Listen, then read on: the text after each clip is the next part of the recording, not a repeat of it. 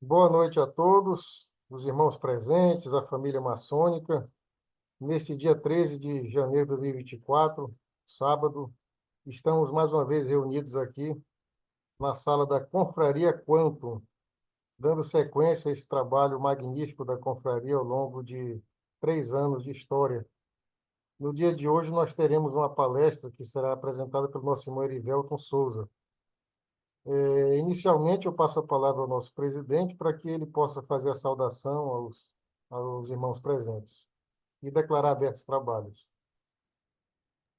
Meus queridos irmãos, amigos, cunhadas, sobrinhos, é uma honra muito grande mais uma vez estarmos juntos nessa tarde, noite. Aqui em Nova York é tarde, ainda 2 horas de diferença. Agradecer ao grande arquiteto do universo por essa oportunidade de estarmos presentes e dizer que a gente vai começar um trabalho novo agora esse ano. Quer dizer, a gente já começou, mas com o irmão Erivelto, ele vai trazer uma história a história que essa história vai trazer o início de tudo, o início do universo até os dias de hoje. Nós vamos contar essa história em alguns capítulos. Hoje vai ser o primeiro capítulo. Eu agradeço muito ao Erivelto, ao irmão Erivelto, por ele ter nos dado essa oportunidade de sonhar com esse trabalho. Quero agradecer ao grande arquiteto do universo pela presença de todos vocês. Beijo no coração de todos. Volto ao meu querido irmão João Antônio. Muito grato, nosso presidente. Meus irmãos, cunhadas, como é nossa tradição, sempre que nos reunimos, nós fazemos um momento de introspecção, dirigimos o nosso pensamento ao grande arquiteto do universo. Pelo que, nesse momento, eu passo a palavra ao nosso irmão Eleutério Nicolau, para que ele possa nos conduzir um momento de introspecção.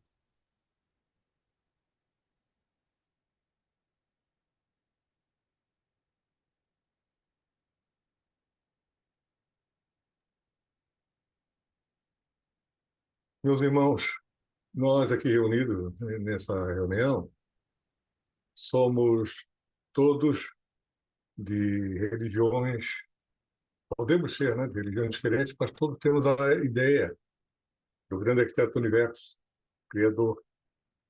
Então, vamos nos interiorizar, deixar de lado nossas preocupações profanas e dirigir a nossa atenção para o que nós vamos receber de conteúdo nessa reunião de hoje.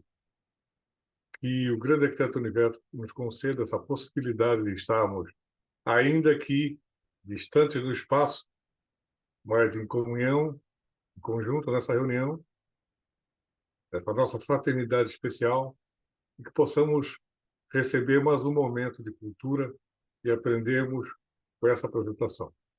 Que o Senhor nos conceda essa, como tem nos concedido vida e saúde para estarmos aqui reunidos, que nós agradecemos. Nós possamos também estar atentos e aprender mais nessa tarde e noite de hoje. Que assim seja. Assim seja. Gratidão, irmão Eleutério. Meus irmãos, nós agora, nesse momento, vamos ouvir, de forma resumida, um pouco a respeito da Confraria Quantum, do que se trata, como ela surgiu. Então, eu peço agora, nesse momento, ao nosso irmão Joaquim Macedo, que faça uso da palavra e nos traga essas informações. Bom, meus irmãos, cunhadas, sobrinhos, primeiro agradeço a oportunidade. A Confraria Quantum, ela surgiu de encontros que haviam, de palestras que começaram a acontecer durante a pandemia. Aquele momento da pandemia, a maçonaria teve que se reinventar, porque a gente não podia mais ter as nossas sessões em templo, mas a maçonaria também não poderia parar. E como eu sempre falo, a maçonaria não, ela é antiga, mas ela não é antiquada. Ela acabou realmente se reinventando. E dentro dessa oportunidade que tivemos de começar a ter palestras, após as palestras, muitos irmãos continuavam conversando e tudo mais, mas a gente não tinha um ambiente, não tinha uma sala, então acabava sempre sendo cortado essa possibilidade desses encontros. Porém, o nosso querido irmão, o Marcos Teotônio, gentilmente cedeu a sala do Zoom para a confraria, e a partir daí houve realmente a oportunidade de um congressamento muito maior entre os irmãos. Eu estava comentando com a Anne aqui, que é minha querida namorada, que nessa tela todas as pessoas eu tenho um carinho enorme, porém nenhum eu conheço pessoalmente. Então, vocês veem como é possível, dentro da virtualidade, a gente, ao mesmo tempo que trocamos conhecimentos, eu participei de mais de 600 palestras, acredito ter irmãos que participaram de mais que isso até, sobre todos os tipos de assuntos possíveis, imaginários, tanto de maçonaria como de assuntos gerais.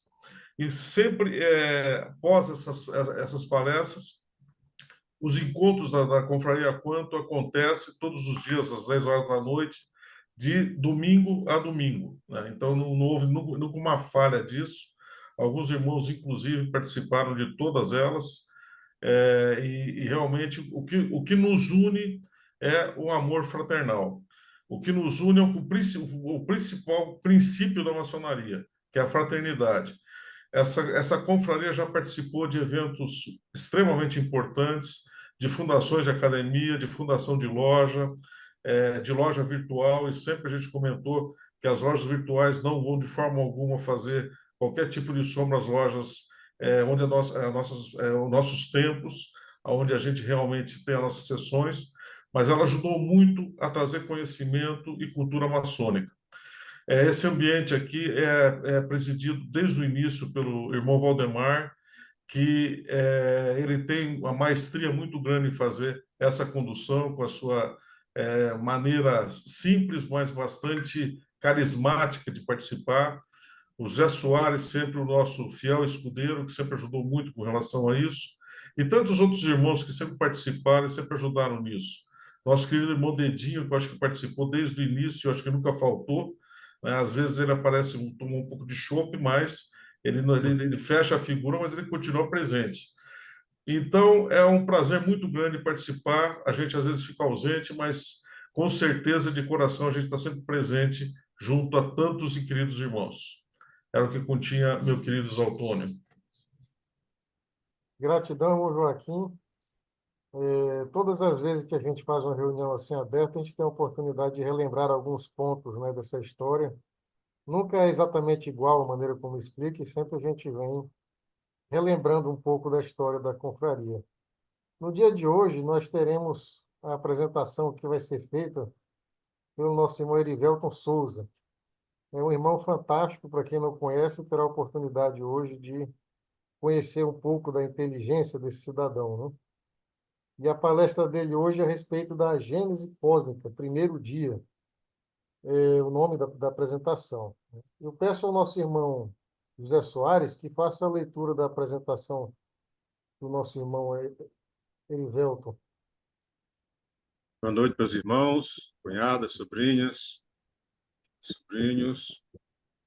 O nosso irmão Erivelto Luiz de Souza, ele é engenheiro metalúrgico de materiais, formado pela Universidade Federal de São João del Rei. Ele pertence à augusta e respeitável loja simbólica Caminhos da Liberdade, número 263, desde 2014. Ele é mestre maçom e apresentou alguns trabalhos sobre maçonaria. Entre eles, a evolução da maçonaria operativa para a maçonaria especulativa, as colunas sagradas da igualdade, as luvas maçônicas e sua simbologia na maçonaria, sobre a bandeira nacional e sua iconografia maçônica, maçonaria e filosofia das 7 artes liberais, simbologia e siglas maçônicas, egrégora real e mística, e evolução cultural da educação do Brasil e do mundo, entre outros. Então, ele é técnico metalúrgico, graduado em engenharia, mestre em engenharia de materiais, doutor em engenharia de materiais com ênfase em tratamento e recuperação de resíduos de ultrassom, através do ultrassom. E é pós-doutorado em processamento de material, com ênfase em recuperação de resíduos de mineração. Então, ele teve, além disso, tem várias especializações de 2012 a 2020, e ele é professor na Universidade aqui de Ouro Preto. Ele recebeu alguns prêmios, entre eles Prêmio de Gestão Integrada pela ABM e também o certificado de Comendador Científico pelo Instituto Brasileiro de Ciência e Inovação. E pertence a vários conselhos. Ele é membro ativo da Associação dos Antigos Alunos da Escola de Minas de Ouro Preto e também é conselheiro administrativo do Instituto de Educação Federal e do Instituto Brasileiro de Ciência, faz parte do Conselho Científico. Então, nosso irmão tem um vasto conhecimento sobre maçonaria e sobre a área dele, inclusive sobre essa palestra de hoje, que vai ser, como foi bem dito aí pelo irmão Osaldônio, será em vários capítulos, vários episódios. Hoje é o primeiro dia. Tenho certeza que os irmãos irão voltar e a gente fica muito satisfeito em ter nosso irmão aqui. Cumprida a vossa determinação, irmão Antônio. Muitíssimo grato, irmão Zé Soares. Meus irmãos, chegou o momento principal da nossa reunião, que é justamente ouvir, né, o nosso apresentador. Então, nesse momento, eu passo a palavra ao nosso irmão Erivelto, para que ele possa dela fazer uso. Já está como co-anfitrião. Se precisar de qualquer suporte técnico, só é falar conosco. Bom, muito obrigado, meus irmãos, meu padrinho, pela referência. A todos os irmãos aqui, cunhadas e demais amigos presentes, porque me honram com a presença de vocês. Ao meu queridíssimo irmão presidente Valdemar, por me dar essa oportunidade. Aos demais irmãos aqui também do Copo d'Água, por prestigiarem. Ao irmão Exaltônio, por conduzir aqui, como, né, o nosso anfitrião. Ao irmão Joaquim Pedro, que sempre que aparece brilha. O irmão Leotério, que é uma referência. E vários irmãos aqui presentes. Meu ex-venerável Francisco, que além de amigo, é um irmão de loja e foi um fantástico venerável. Né? E eu queria dizer que a proposta hoje não é dar respostas, tá? Porque muito do que é dito vai ser talvez interpretado. Mas se ao invés de dar uma resposta, de dar 10 respostas, eu conseguir criar uma pergunta, eu já me dou por satisfeito. Porque, por mais que vivemos no mesmo mundo, cada um de nós enxerga um universo diferente. Eu acho que esse partilhamento dessas visões parciais é que geram o todo.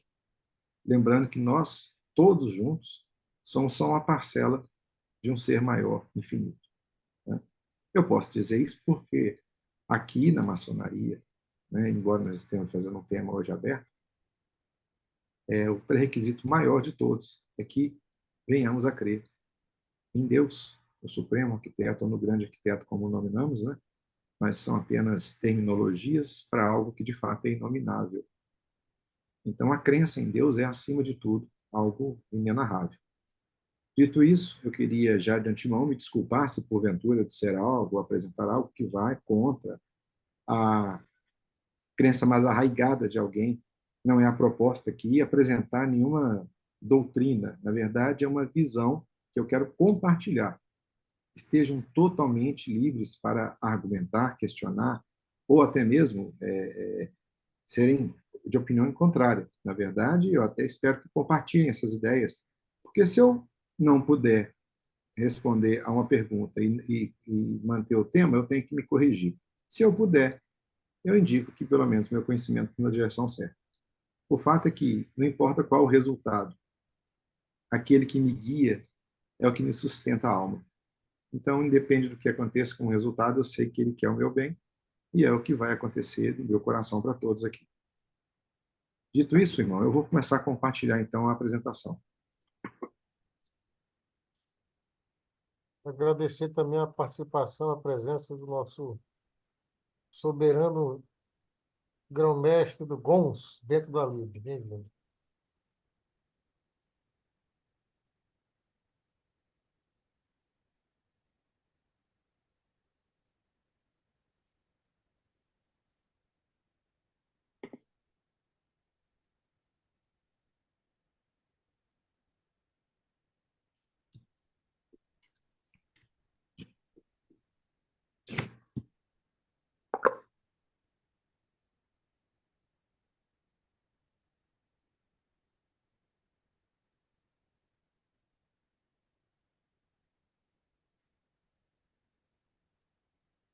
Vai compartilhar a tela, Eliseu? Sim, é porque o Zoom estava pedindo que desbloqueasse ele primeiro. Eu instalei ele recentemente. Todos estão vendo agora? Tá perfeito. Ótimo. Então, eu vou começar a apresentação aqui. Bom, Gênesis cósmico. A proposta aqui é fazer uma apresentação que concilie vários de nossos conceitos dentro do que é o universo, do que é a criação, do que é a nossa própria crença.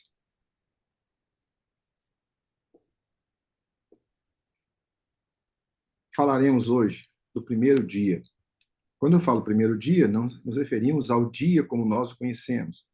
Lembremos, meus irmãos e demais amigos, que dia para nós é extremamente relativo. O dia do nosso planeta, até mesmo nele próprio, ele tem que ser ponderado.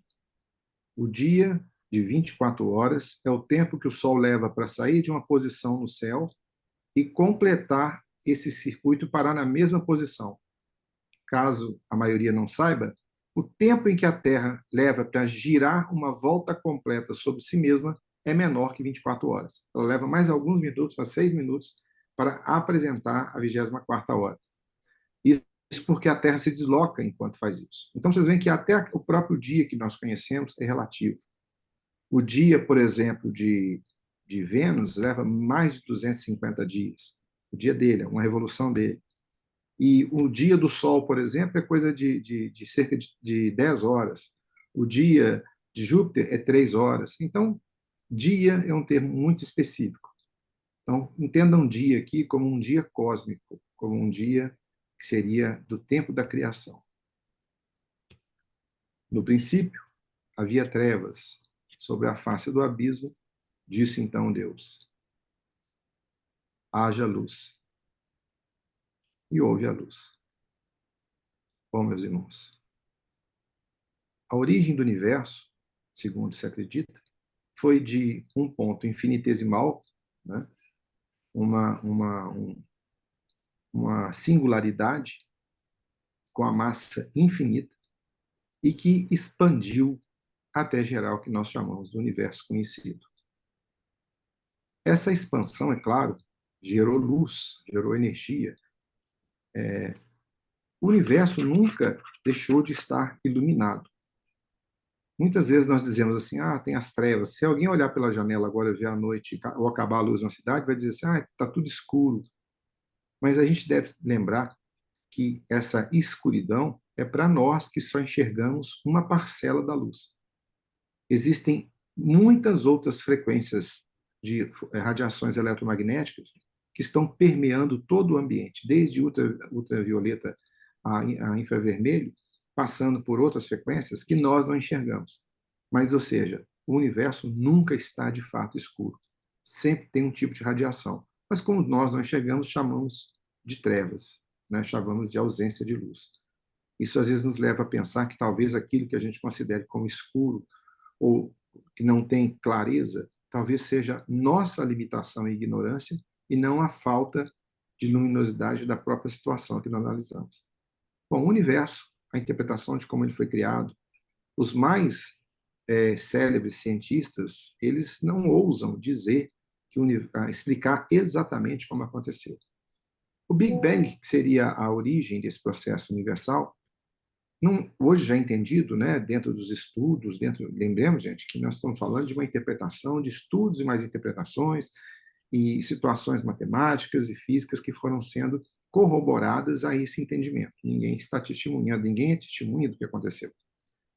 E dessa forma, esse Big Bang não é uma explosão, mas uma expansão que o universo sofreu até atingir a situação de hoje. Aquilo que era uma singularidade foi se expandindo e essa expansão foi gerando o processo de crescimento e afastamento das partículas. Então, normalmente, o que seria apenas uma expansão é muito curioso, porque as grandezas que determinam o universo, suas relações, temperatura, aceleração, estavam num equilíbrio tão perfeito que, mesmo expandindo, assim que uma certa quantidade de matéria se agrupasse, essa energia, na verdade, ela pôde consolidar a matéria. Então, dentro das nuvens mais absurdas, são maiores que conglomerados estelares, estas são compostas por partículas microscópicas, que são os átomos. E estes, por sua vez, são compostos por partículas ainda menores, subatômicas, partículas quânticas, que são os quarks, os mesons e outras leptons e outras partículas, que são, na verdade, quem determina as propriedades da matéria, como se elas tivessem sido programadas previamente para ter aquela característica específica, aquela falha, aquela ausência de alguma coisa que a levasse a buscar outra partícula para se completar. É um mecanismo muito bem elaborado, muito bem planejado, com uma precisão matemática absurda. Para vocês terem uma ideia, se não tivéssemos a gravidade tal como é a grandeza dela e o seu comportamento, se ela fosse 1% mais forte do que seria na sua lei universal, o universo não teria expandido, ele voltaria a sofrer um colapso. Se ela fosse 1% mais fraca, nós teríamos apenas uma grande nuvem de partículas sem nunca formar elementos, estrelas, nem planetas e nem nada. Ou seja, ela existe no valor exato que ela tem que existir. Isso que vocês veem aqui, só para vocês terem uma ideia, é uma análise matemática baseada em aceleradores de partícula, que determina que dentro de um próton existem 3 partículas massivas, que são os quarks, 2 quark up, um quark down, ou que a gente chama de azul, vermelho e amarelo. No entanto, olha que curioso, a massa de um próton, que é quase 2.000 vezes maior que a massa de um elétron, ela é apenas 7% massa, matéria. Os outros 93% são energia. Mas como assim? Porque o que a gente chama de massa, na verdade, se traduz como a inércia, a resistência inercial daquele objeto, vou chamar de objeto. E, neste caso, ele está preso ao contínuo espaço-tempo, ou seja, a malha espaço-temporal gravitacional. O que compõe 93% de um próton é energia quântica e não matéria. E, no entanto, isso quer dizer que cada pessoa de 100 quilos, por exemplo, estaria com 7 quilos de massa, 93% de energia, ou de matéria inercial, energia inercial. Isso já é comprovado matematicamente, ou seja, como é que se comprova isso? Alguém postula que para isso ser verdade tem que ter uma certa reação dentro do acelerador. Quando a reação e os seus gráficos acontecem e corroboram, isso é comprovado. Né? De novo, é uma teoria. Bom, todas essas pequenas partículas, essas infinitesimais componentes que geram as matérias, nesse universo que para nós podemos dizer infinito, unificaram-se, geraram conceitos, geraram forças e interações para compor toda a infinidade da matéria do nosso universo, gerando estrelas, mais e mais estrelas, desde a origem do universo e gerando até hoje, porque os berços estelares continuam funcionando. E essas estrelas foram se aglomerando em galáxias, em conglomerados, de uma forma perfeita, de um equilíbrio muito bem sustentado, que nos leva a pensar que esta máquina, este relógio perfeito que é o nosso universo, com um equilíbrio infindável, com infinitas formas de estrelas e planetas, só na nossa galáxia nós temos cerca de mais de centenas de bilhões de estrelas diferentes. E nós temos trilhões de galáxias dentro do universo visível. Os cálculos com base na energia e na expansão levam os cientistas a concordarem que o universo tem, desde a sua origem, cerca de 13,8 bilhões de anos. Mas o universo, como nós conhecemos, o universo visível, tem um diâmetro de 94 bilhões de anos-luz. Seria de imaginar estranho, porque em 13 bilhões de anos ele deveria ter 13 bilhões de tamanho se a matéria deslocasse a velocidade da luz. Curiosamente, as estrelas mais longe estão indo mais rápido que a luz, mas, curiosamente, elas não estão mais rápido que a luz. É o próprio universo que está expandindo. Para vocês terem uma ideia dessa analogia, imaginem vocês que tem 2 formigas sobre a superfície de um balão. A formiga tem seu limite de velocidade, ela não vai correr mais do que ela é capaz. Então, você está com um balão ali e uma formiga começa a se afastar da outra. Então, elas estão se afastando as duas, né? Uma velocidade delas mesmas. Agora, se enquanto ela anda, você infla o balão, elas vão se afastar mais rápido, mas nenhuma delas vai correr mais rápido. É porque a própria referência na qual elas se baseiam para andar está afastando também. Essa analogia, para vocês entenderem por que o universo está em expansão.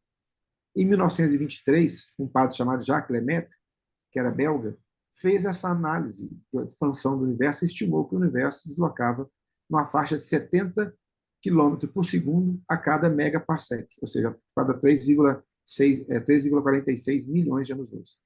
Mais tarde, em 1926, um outro cientista pesquisador chamado Hubble fez essa mesma análise. E Hubble recebeu o crédito, apenas porque o padre Lemaitre publicou seu artigo em francês. E nessa década de 20 aí, não se lia documento científico francês. Então, só leu o que estava em inglês. Hoje é chamado de teoria de Hubble-Lemaitre.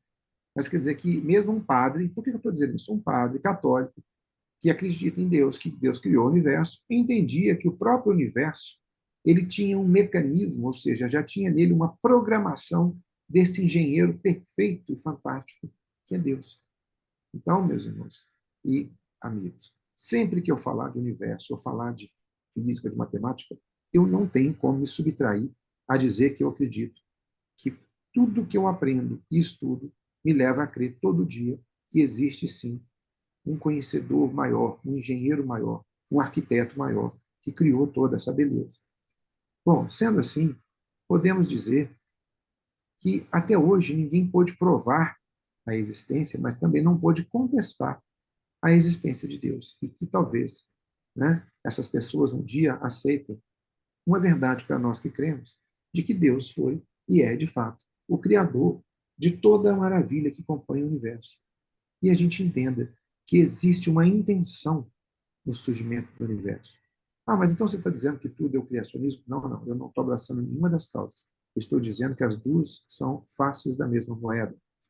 Que tudo que acontece pela evolução já está na programação daquele engenheiro mor, daquele arquiteto mor que criou o universo, onde cada inapetência técnica de uma de suas partículas é previamente planejada para que demande a ligação com outra e assim sucessivamente, até que tudo ocorra conforme foi planejado. Se a gente pensar assim, entra muito em conflito a questão de como foi criado o mundo e tudo que vai nele. Bom, eu não vejo conflito algum. No mundo e na própria humanidade, já estava, no meu entender, o planejamento cósmico.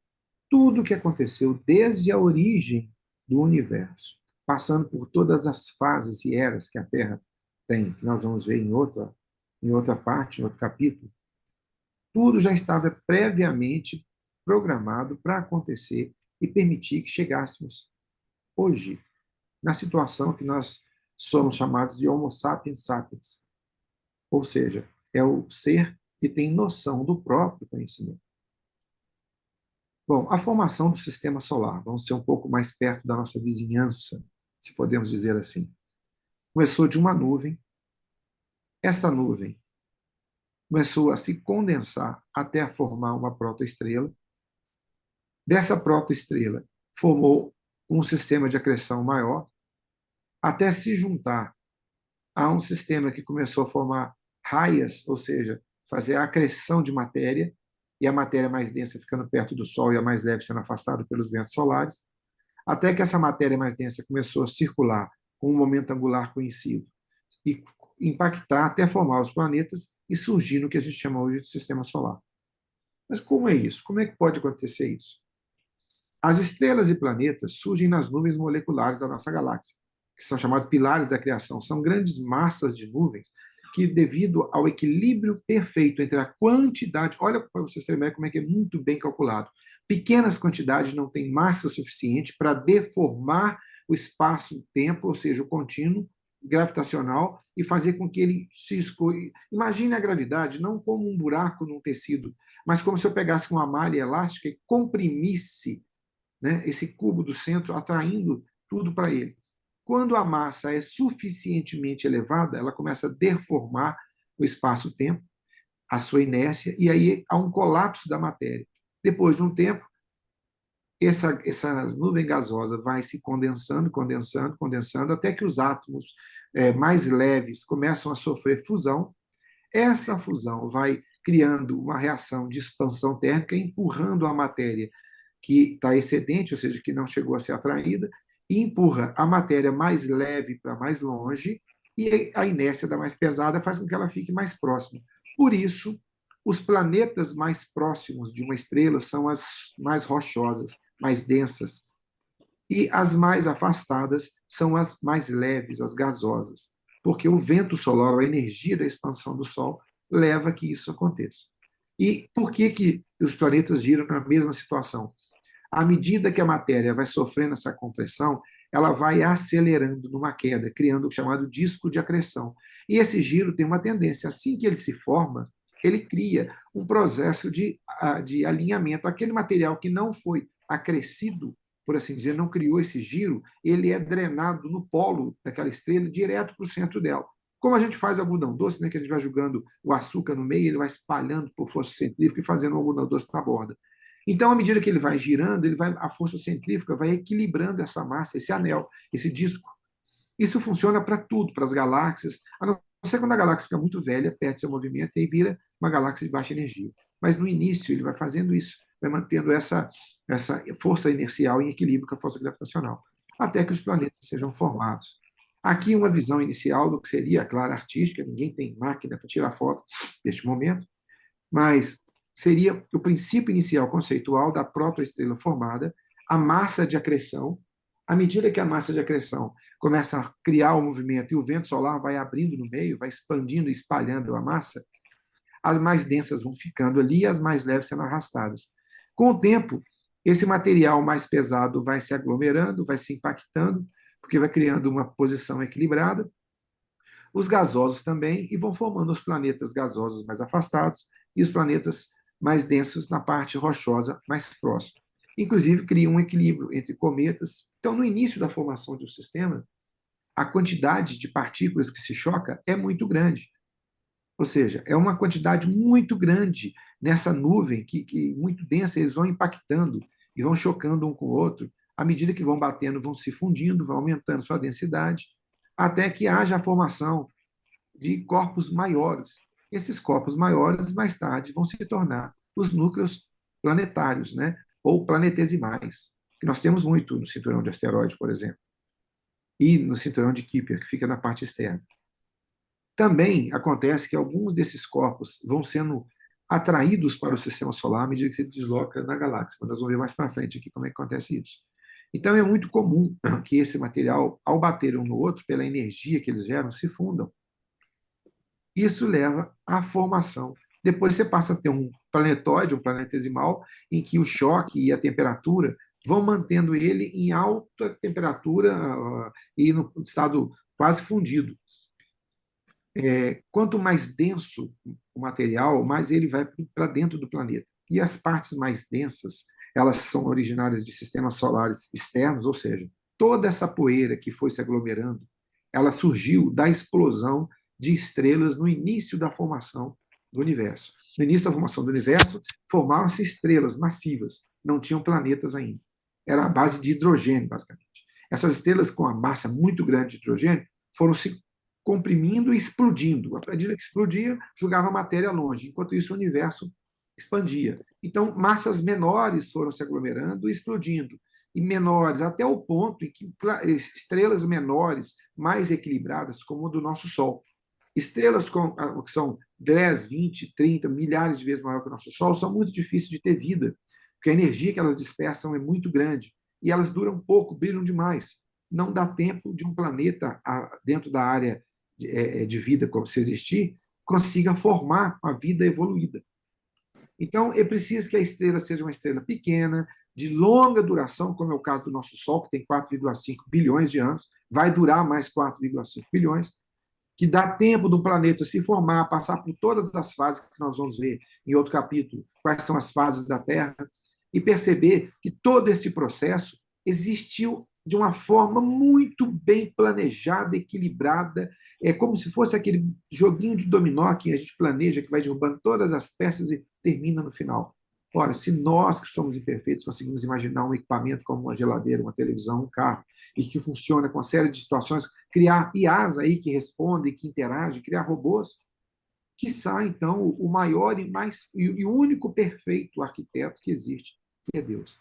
Então, tentar explicar que a física comprova que Deus não existe, ou se Deus existir, estaria interagindo, na verdade, a gente está subestimando Deus e superestimando a nossa própria ignorância. Nós temos que reconhecer que nós temos uma capacidade intelectual, mas somos mortais e cujo tempo de vida é um micro instante na existência de todo o universo. Então, a gente tem que levantar a mão para o céu e agradecer que nessa infinitesimal existência nós consigamos não só aprender da natureza, mas termos tempos para agradecer ao grande arquiteto, ao supremo criador, por termos a percepção da existência dele. E só o fazemos porque ele se ligou a nós mesmos dentro dos nossos espíritos. Porque quem sente Deus dentro de si consegue entender que não precisa da razão para ter fé. A fé, ela existe fora da ciência. Aqui um exemplo de um colapso de uma nebulosa pela gravidade. A densidade vai aglomerando até que finalmente começa a surgir as acreções, ou seja, aquele material que não está no disco de acreção, que não começou a girar, ele é drenado diretamente pelos polos, pelas partes superior e inferior. Já os demais começa a existir um equilíbrio e começa a fazer o que chama de material protoplanetário. Mais tarde, o vento dessa energia, dessa estrela, que vai começando a irradiar muita coisa, vai separando por densidades. E à medida que vai se afastando o material de densidade, ele vai criando ele continua sendo atraído, por isso que cria faixas, gente. Porque vai criando uma densidade, aí essa densidade mais leve é arrastada para outro, e arrastado para outro, e para outro, até o ponto que criam esses anéis. Esses anéis começam a circular em velocidades diferentes, começam a impactar, se fundir, à medida que se fundem, vão criando gravidade e vão passando nesse equilíbrio e arrastando mais materiais, né? Como se a gente passasse um ímã assim, perto da limalha, ele vai juntando, até que se equilibra. Tanto é que vocês percebem que entre Marte e Júpiter tem um cinturão de asteroides. Por quê? Porque Marte é o último planeta rochoso. Ou seja, a última instância de equilíbrio sólido são o cinturão de asteroides. Não se enganem, tá? O cinturão de asteroides, a gente vê em filmes aí que as naves espaciais têm que passar ali desviando para o outro. Não. Você podia passar ali sem nem perceber. São milhares e milhares, centenas de milhares de quilômetros entre uma parte e outra. Está completamente pulverizado. Os desenhos e quadros que são mostrados é apenas para ilustração. Quer dizer, o que nós estamos vendo como ponto ali seria maior do que a própria Terra. Na verdade, são simplesmente para ilustrar onde eles se encontram. A partir do cinturão de asteroides, o que nós temos, evidentemente, são as partes gasosas, que formaram Júpiter, que são os gases que aglomeraram e começaram a formar ali, mais tarde Saturno, e por aí, né, vão juntando até os planetas que vão chegando até Urano, que hoje não temos mais Plutão, porque ele é considerado o planeta anão. Né? Bom, esse processo todo vai formando os planetas e as massas sólidas e os planetas gasosos. Dessa forma, quando a gente começa a avaliar, a gente vai cair numa outra frase. Disse também Deus: ajuntem-se as águas debaixo dos céus num só lugar e apareça a porção seca. E assim foi. Aí alguém fala, mas fala isso, mas a água, a terra veio primeiro? Olha, deixa eu dar uma certa surpresa a vocês. A água foi formada no universo muito antes do material que forma as rochas. A água é feita de hidrogênio e oxigênio. As primeiras estrelas tinham só hidrogênio. Na fusão do hidrogênio, ele forma o hélio. Depois do hélio, ele forma o lítio. Depois, ele forma o berílio. Do berílio, ele começa a formar o carbono, o nitrogênio e o oxigênio. E, consequentemente, o oxigênio é mais estável para formar a combinação com água do que o nitrogênio. Mas também formaram-se ciaminas e amidas, NHs e tudo mais, NOs, foram formados, ou seja, material de composição orgânica. Ou seja, as moléculas das proteínas orgânicas foram formadas muito antes de se formarem os materiais pesados. Porque o que forma materiais pesados são as estrelas chamadas novas, supernovas e hipernovas. porque elas explodem, mas ainda tem massa para comprimir o material mais ainda, explode novamente, volta a atrair, comprimir e vão fundindo.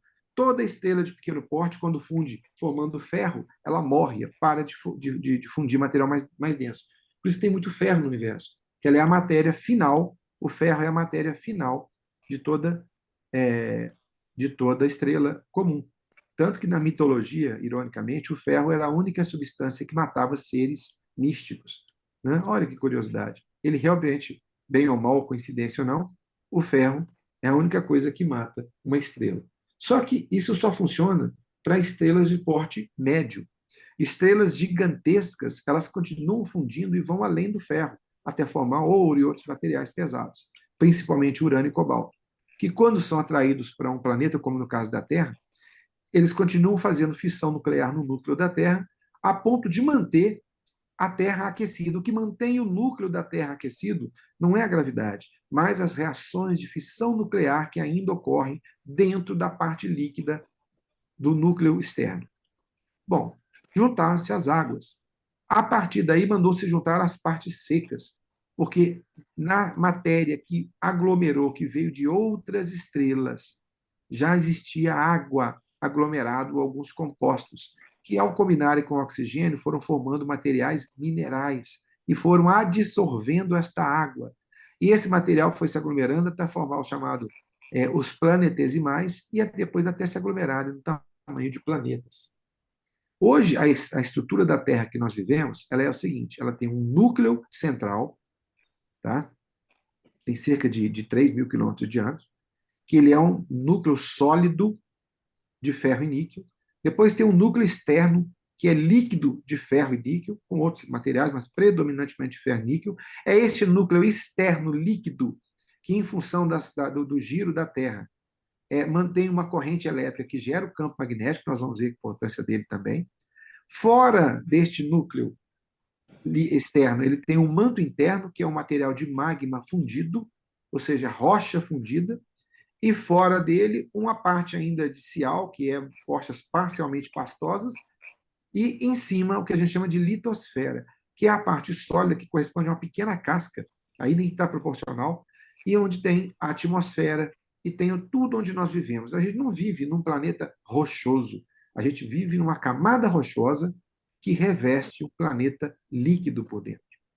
Mas essa Terra que vocês estão vendo aí não foi originalmente formada lá na primeira junção do planetesimal. A Terra passou por muitas fases. Há 4 bilhões de anos atrás, 4,5 bilhões de anos atrás, foi a formação do planeta depois de terminar o bombardeamento por planetesimais, né, embriões de planetas na Terra, ou seja, quando o material começou a se chocar. Há cerca de 3 bilhões de anos, começou a formar a primeira plataforma continental. Isso passou pelo processo da água, que eu vou explicar ainda como é que a água surgiu na Terra. Depois formou a Rodínia, que seria uma espécie de um cinturão numa parte da Terra, isso de 1 bilhão a 750 milhões de anos, que era um supercontinente que se manteve durante 350 milhões de anos. E sua configuração ainda foi debatida. Nessa época, gente, a Terra sofreu, em função do aquecimento e da água que estava na superfície, um efeito estufa que gerou um vapor enorme de água. E depois essa água choveu na Terra por quase 200 milhões de anos, retornando.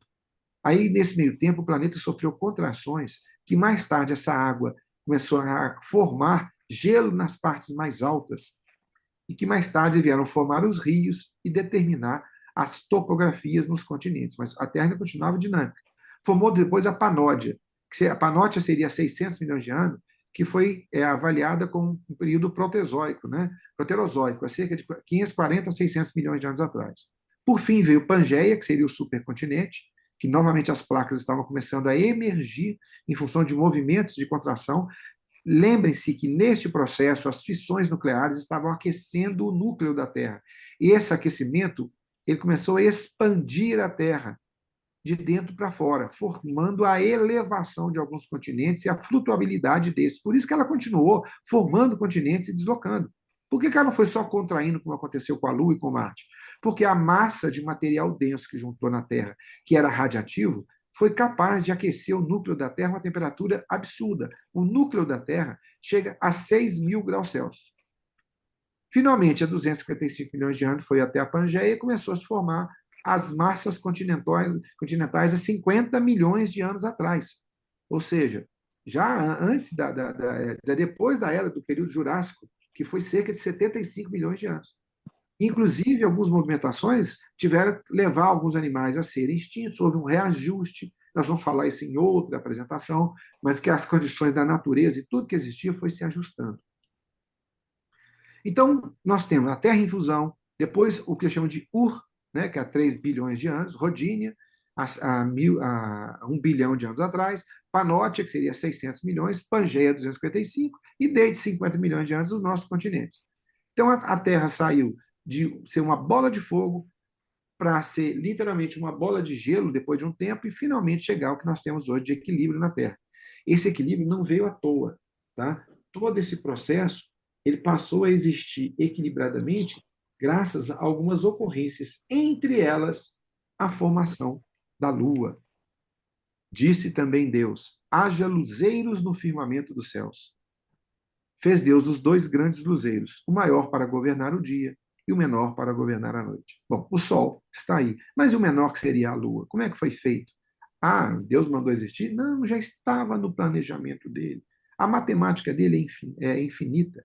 Dentro daquele processo todo, desde a formação de estrelas, que continuava existindo, meus irmãos, mesmo depois que a Terra existia, ainda se continua formando estrelas. Existem estrelas enormes e brilhantes no céu que são extremamente mais novas que o nosso planeta. Nosso planeta tem 4,5 bilhões de anos e algumas estrelas aí têm apenas alguns milhões de anos. São milhares de vezes mais novas que o nosso planeta. Pois bem, um choque de 2 planetas, que seria a prototerra, e um planeta chamado Theia, neste impacto, gerou o espalhamento de uma matéria superficial que depois veio fazer um disco de acreção, se aglomerar e formar a Lua. Ora, esse impacto se deu num ângulo perfeito. Se fosse um ângulo mais fechado, teria desviado a Terra de órbita e provavelmente teria em outra posição, a gente não estaria conversando. Se fosse num ângulo direto de impacto, teria partido o planeta e talvez a gente tivesse hoje, aqui no lugar da Terra, um cinturão de asteroides ou pequenos planetas que estariam sendo absorvidos ou mudando de órbita. Então, houve o ângulo perfeito, a massa perfeita, a relação perfeita para isso acontecer. A prototerra com o Theia se chocaram. Esse impacto a 45 graus aproximadamente gerou um espalhamento de material. O núcleo pesado de Theia, que era denso, foi para o núcleo da Terra, criou então um material à base de ferro, que ele era um núcleo provavelmente condensado de alguma estrela que morreu. Consequentemente, gerou o que nós temos hoje de núcleo elétrico e um planetoide que passou a orbitar a Terra. E nessa órbita da Terra, permitir que houvesse este equilíbrio. Ora, o que nós temos aqui é um planeta Theia batendo o que seria a prototerra, impactando, gerando um disco de detritos que mais tarde veio a fornecer a Lua. Só que no início, gente, a Lua dava uma volta na Terra em torno de 3 horas. Ela era extremamente próxima. Mas a Terra só tinha, nesse momento aí, lava derretida e todo o material. E a movimentação da Lua próxima à Terra fez com que a lava na superfície da Terra sofresse o que chama de aquecimento por fricção gravitacional. Isso deu mobilidade a esse material da lava superficial, permitindo que a Terra começasse a formar o processo de deslocamento das placas tectônicas. E rochas mais aprofundadas começassem a subir para a superfície. Ao subir para a superfície, onde a pressão é mais branda, a água incorporada na molécula começou a vaporizar. Mas eu vou explicar isso mais para frente, não vou detalhar aqui. Bom, nós temos hoje a Lua a 384 mil quilômetros da Terra, ela com 1.700 quilômetros de raio e a Terra com 6.400 quilômetros de raio. Aqui tem uma inverdade, que aqui mostra a Lua circulando a Terra. Depois eu vou mostrar com detalhe como é que é a órbita da Lua e da Terra, para vocês terem uma ideia. Tá? Isso aqui é só para ilustrar. Depois eu vou mostrar a relação exata de equilíbrio das duas. Eu vou fazer uma animação depois para mostrar essa relação. O ponto de equilíbrio entre órbita Terra e Lua não é no centro da Terra. Fica a 1.737 quilômetros para dentro da Terra. Isso quer dizer que Terra e Lua giram como se fosse um bambolê, como se fosse um equilíbrio, mas não é no centro da Terra. Então é um sistema. Este ponto, inclusive, é o centro de massa do sistema Terra e Lua ao redor do Sol. Parece informação apenas figurativa, mas graças a essa situação da Lua, com a presença de água na superfície, a água passou a ter um processo de atração maior pela Lua, formando as marés, e cada vez que atraía, ela cedia um pouco. A Lua foi se afastando, com isso, a rotação da Terra foi se estabilizando, da Lua também ficando mais lenta, criando estações pelo ângulo de impacto e pelo ângulo das águas, porque se os irmãos percebem bem, nós temos mais oceano no hemisfério sul do que no norte. Isso gerou um desequilíbrio e a Terra teve que se equilibrar no ângulo de 23,5 graus. Graças a este ângulo, depois nós vamos ver no outro capítulo com mais detalhe, a Terra passou a ter duas estações de ano simultâneas, em que um hemisfério é verão, o outro é inverno e vice-versa. Isso permitiu que as monções e correntes marítimas e correntes do ar fizessem com que a vida buscasse equilíbrio e a criasse um ambiente propício à existência da forma como nós conhecemos hoje. Com uma amplitude, uma gama de vegetação extremamente variada e permitindo uma diversidade de vida fantástica e única para o nosso planeta. Também permitiu, gente, graças a essa rotação do núcleo da Terra em função da atração, que o núcleo interno tem uma dinâmica de giro. O núcleo líquido, sólido não tem tanta importância nisso. Mas o núcleo líquido tem um giro que gera uma corrente elétrica, que tem uma velocidade diferente da parte externa. Essa corrente elétrica gera campo magnético. E esse campo magnético é que nos protege dos ventos solares, as partículas mortais que poderiam estar nos destruindo, inclusive radiação de micro-ondas. Esse campo magnético da Terra impede que o Sol, que é a nossa fonte de energia, se torne o nosso algoz.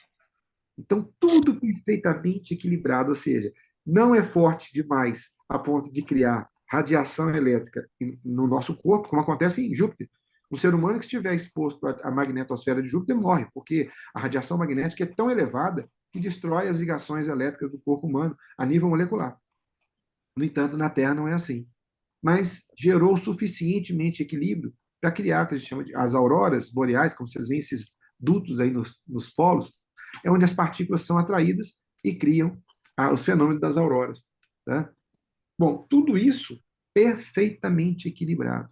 Olha que interessante. Por que é importante esse campo magnético aí? Porque não é só do nosso Sol que a gente tem que se proteger, não, meus irmãos. A nossa galáxia, ela se desloca, ela gira dentro de um processo de circulação, claro, não é nessa velocidade, mas enquanto ela está girando, as suas partes componentes não giram iguais, como se fosse fixo num prato ou fixo num disco de vinil. Tá? O nosso sistema solar se desloca, tá? E nessa forma, como se fosse a hélice de um avião um pouco torta. Tá? Não é plano, não, mas um pouco torta. E enquanto o nosso Sol tem a magnetosfera, que é um campo de expansão dele próprio, que nos protege, o campo magnético da Terra também impede que outros raios cósmicos de outras partes da nossa própria galáxia venham nos fazer mal. Pois é, nós não giramos na mesma velocidade de todos os outros objetos que tem na galáxia. E uma volta completa leva 205 milhões de anos, ou seja, o sistema solar dá uma volta completa em 205 milhões de anos. Isso quer dizer que o Tiranossauro Rex que existiu lá estava no outro lado da galáxia em relação a gente e aos animais antes deles. Essa é a posição com que o sistema solar se desloca. Ele é um pouco inclinado. Essa inclinação tem a ver com uma série de fatores, entre eles o fato de que esse processo não é um deslocamento reto, tá? Ele vai como se fosse um golfinho, subindo e descendo, subindo e descendo. Mas isso é uma característica gravitacional da própria galáxia, a gente vai ver. A própria galáxia tem um eixo de oscilação que faz com que a parte dela ela oscile como se fosse algo. Já viu quando um pizzaiolo gira aquela massa de pizza que ela fica na borda, fica rebolando? Pois é, a nossa galáxia funciona como se fosse uma pizza girada por um pizzaiolo. Tá? Ela fica girando, criando esse movimento. Então é isso aqui que acontece, olha. E o sistema solar tem que girar dentro deste contexto. Por isso que ele não faz de forma reta, porque ele vai se adaptando às forças gravitacionais. E alguém pergunta, mas como é que ele faz isso e se adaptando às forças gravitacionais e nunca caiu, e nunca saiu fora? Pois é, aqueles sistemas solares que não se equilibraram, sim, saíram fora. Só ficaram na galáxia aqueles que entraram em equilíbrio. E por causa da situação, todo o processo gerou a possibilidade de vida. Espera aí, mas por que gerou vida se nós estamos muito longe? Lembrem que vida no nosso planeta, nós vivemos o melhor de nós, aí 90, 100 anos. Mas a vida existe, como a gente conhece, há bilhões de anos. E nesses bilhões de anos, ela já deu várias voltas na galáxia. A Terra já deve ter dado cerca de pouco mais de 25 voltas na galáxia. Então, ela passou por várias situações, várias condições que foram adequadas e não agressivas o suficiente para impedir a vida. Bom, olha como é que essa curiosidade, esse equilíbrio é muito importante. Aqui nós temos uma comparação do Sol com os demais planetas, de Júpiter, Saturno, Urano, Netuno, Terra, Vênus, Marte, Mercúrio, até Plutão, que não é planeta mais. Esse é o nosso Sol, que a gente considera imenso, né? Que tem aí 1.700.000, 1.300.000 quilômetros de raio. Agora, olha aqui a comparação do nosso Sol à direita, com Sirius, que é maior que ele, depois Pollux, depois Arcturus. Repara que o nosso Sol já ficou insignificante. Agora você pega aqui Arcturus, embaixo à esquerda, que era gigante, perto de Rigel, Aldebaran, Betelgeuse e Antares. Gente, agora, isso tudo numa galáxia imensa, você fala, mas peraí, o que você quer dizer com isso? Que essas gigantes massivas que vocês viram, é que quando colapsaram, teve outras antes delas, quando colapsam, geram substâncias como ferro, alumínio, mercúrio, cobre, platina, cobalto, manganês. Tudo isso é gerado nestas estrelas, essas massivas. Mas o que isso tem a ver conosco? Tem a ver conosco que nós só existimos porque lá na primeira formação, no primeiro grupo, EMES, que é um grupo de um quelate de vida orgânica, que um pegou magnésio e formou clorofila, o outro grupo pegou o ferro e formou a hemoglobina, que é o que nos mantém vivo e respirando, ou seja, sem o ferro do nosso sangue, nós estaríamos mortos. Sem o ferro do núcleo da Terra, não teríamos o campo magnético que nos mantém vivo. Estão percebendo como é que é uma trama muito bem elaborada? Não pode ser acaso, é acaso demais para a gente esperar. É como se eu te jogasse 150 dados e eles caíssem em ordem numérica, 1, 2, até os 150. Isso com 150. Agora você imagina o número de possibilidades que existe no universo com ínfimas galáxias, estrelas e planetas, para que um desse certo com toda essa conjunção. Mas o que está do outro lado da galáxia não nos afeta. É claro que afeta. Afeta porque o planeta teve que passar mais de 20 vezes por essas regiões. Se houvesse nelas algum elemento que não estivesse perfeitamente em equilíbrio, o nosso sistema solar, nosso campo magnético, não teria sido capaz de proteger a vida e permitir que ela desenvolvesse. Então, está tudo muito bem elaborado. Mas e as outras galáxias? As outras galáxias determinam o tamanho, a forma, a velocidade e o equilíbrio da nossa. Se não fosse essas outras estarem em equilíbrio conosco, a nossa teria talvez uma condensação maior de radiação ou menor de planetas. Ela existe para que o nosso sistema possa existir em todo esse contorno. É um equilíbrio muito bem elaborado. E nós estamos falando de uma variedade infinita de galáxias, de formas, de protogaláxias, protoestrelas, de equilíbrios diferentes. E a nossa existe nesse equilíbrio todo. Um sistema perfeito. Parece até que nós estamos analisando um quadro de células do nosso organismo, né? Que nasce de uma única célula e se torna... Olha, a vida vai ser falada em outro capítulo, mas que coisa fantástica. Um gameta, né, que tem metade dos cromossomos, se liga a um óvulo que tem outra metade, se juntam, formam uma célula que duplica, quadruplica, octuplica e vai assim na escala de 2, até que forma um composto com formas diferentes. Né? Se dissesse que todos nós somos iguais, já era um absurdo de fantástico. E cada um com uma característica diferente, cor de olhos, unha, textura, formação do rosto, e cada célula com a sua característica de tecido, ossos, cabelo, sangue, tudo funcionando de forma independente. Isso num universo que tem ínfimas galáxias, até onde nós podemos ver, porque nós não temos o alcance dele todo. E o que foi estudado hoje é que todas essas galáxias trabalham aglomerados. Esse é um dos aglomerados. Dentro desse aglomerado, numa partezinha dele, está a nossa galáxia. Isso aqui ele foi fotografado com várias luzes, infravermelho, com radiação infravermelha, ultravioleta, raio-x, raios gama. Todo esse processo, tudo isso que existe. Né? E a gente acha que isso tudo é o acaso. Aconteceu por acaso. Sério? Ao acaso? Olha a quantidade de combinações e possibilidades. Olha para você, para jogar na Mega Sena. Se todos os brasileiros jogassem 70 jogos cada um, sem repetir, ganharia, porque é 1 em 36 bilhões. Já é um absurdo para a gente. Olha o tempo que levaria. Quando alguém ganha, é sorte mesmo. E, no entanto, a gente acha que essa quantidade indescritível de combinações de partículas e de galáxias, e de estrelas, e de planetas, e de partículas de poeira, e de moléculas, e de componentes, aconteceu ao acaso.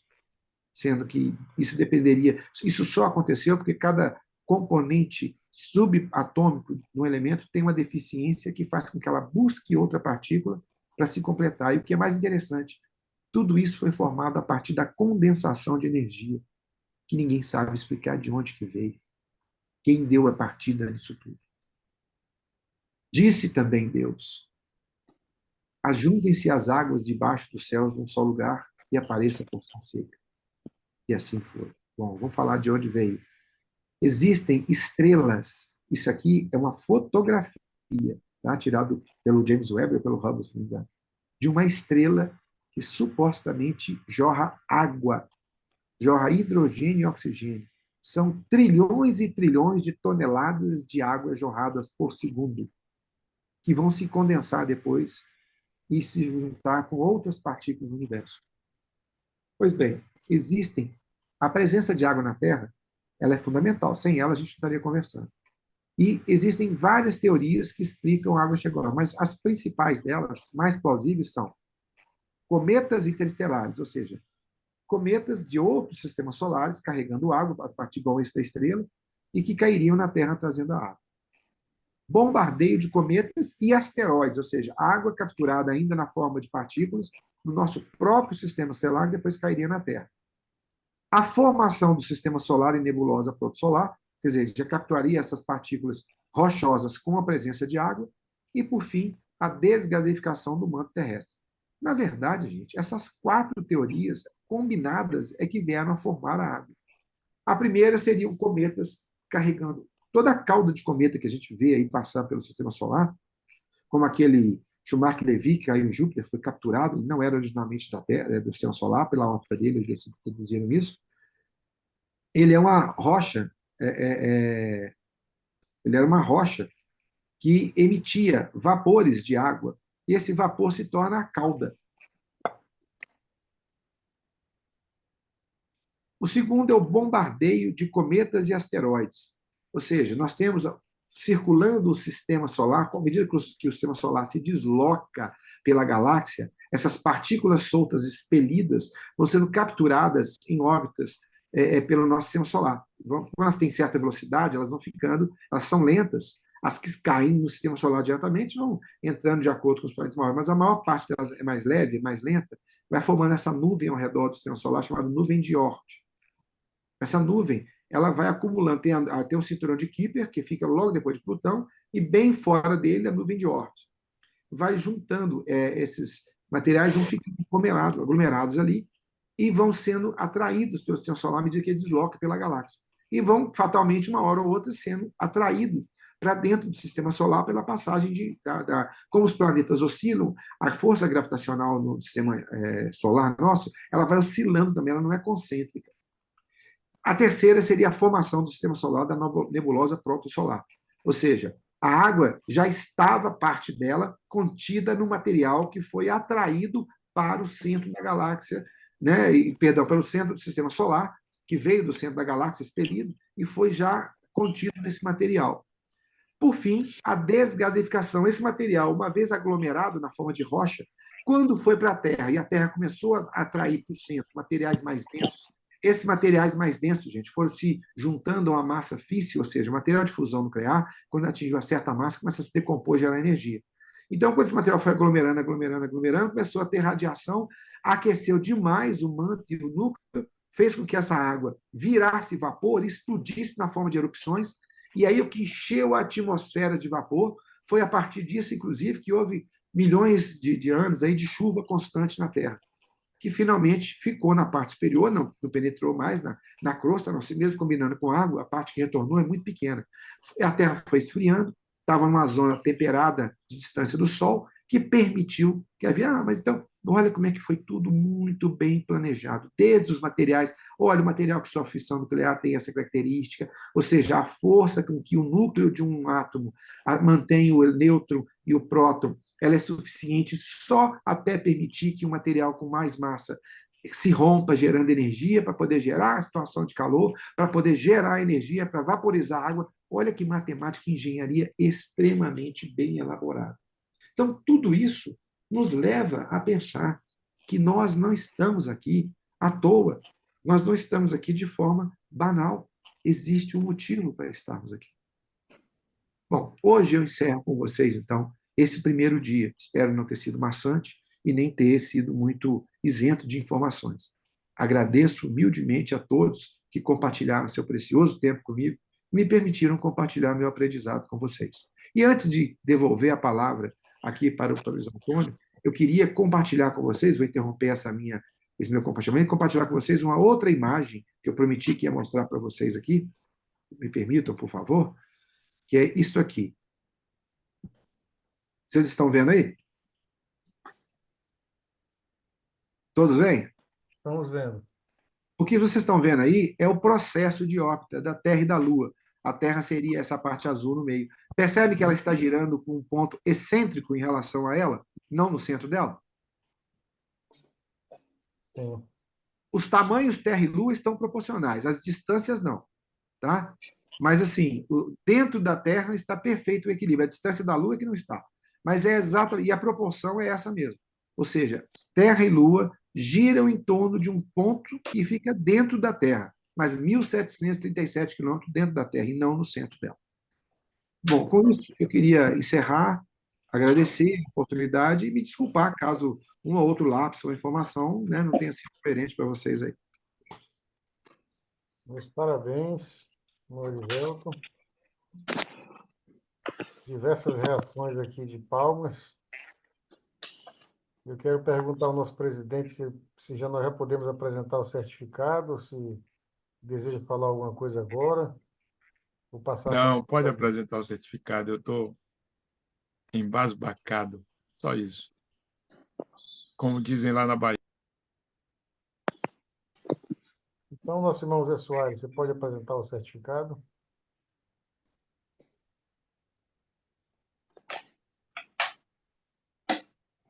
Liga seu áudio.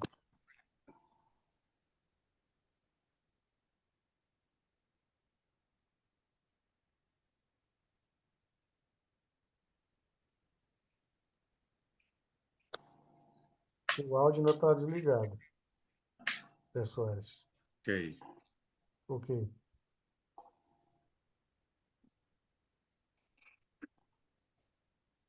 Honra a quem honra. Confraria Quanto, fundada no dia 20 de maio de 2020. Ad Universo Terraro Orbis Sum Ectes Gloria. A Não está glória do Sum aparecendo, Zé. Ectes da Terra. Não está Ah, aparecendo. não? Não. Um minutinho.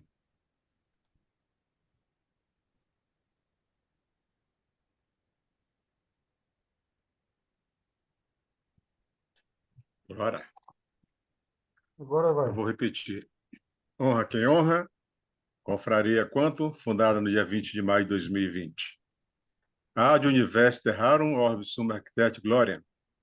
Significa a glória do Sumo Arquiteto da Terra e de todo o universo. Os cavaleiros, confrades e afiliados do Copo d'Água da Confraria Quantum, erguem um brinde virtual ao palestrante Erivelto Luiz de Souza, por ter vertido em nossas taças, nesta noite, o néctar de sua profunda sabedoria, ao discorrer sobre o tema Gênese Cósmica, no primeiro dia.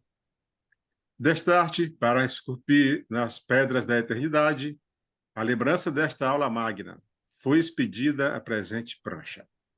Dada e traçada, firmada, selada e autenticada na sala virtual da confraria, no 13º dia do primeiro mês do ano de 2024.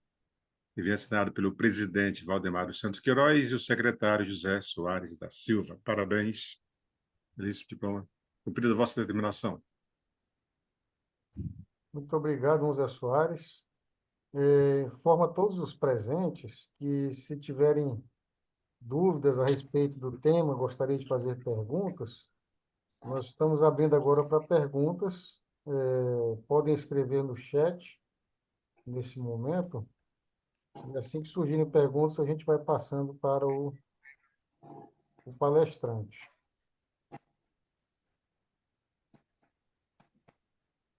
Enquanto os irmãos fazem perguntas, a gente vai conceder a palavra a alguns irmãos que já estão aguardando a vez.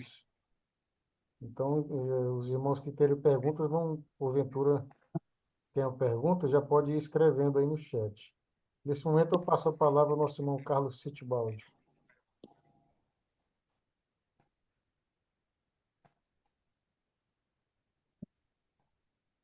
Pode ligar seu som.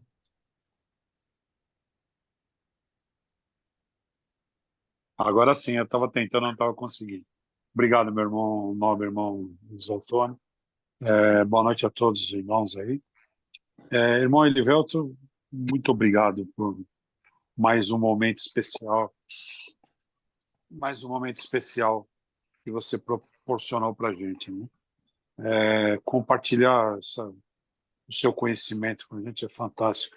E esse jeitinho mineiro seu aí, com essa vozinha apaixonante, né, nos transforma e agrada nossos ouvidos. Eu tenho uma perguntinha a fazer. Eu sei que é o motivo de uma palestra talvez exclusiva, né? A mitologia, quer dizer, os deuses, na sua visão, ele entra antes dessa formação, já existia com a formação de Deus, ou ele surge depois da criação do todo? Só uma curiosidade minha, na sua visão, meu irmão. Obrigado, boa noite. Obrigado pela pergunta, meu irmão. Muito obrigado pelo comentário. Eu espero ter podido compartilhar. E, claro, eu não sou o dono do conhecimento. Eu aprendo e tento só apresentar de uma forma pessoal, né? Mas é um conhecimento de outro.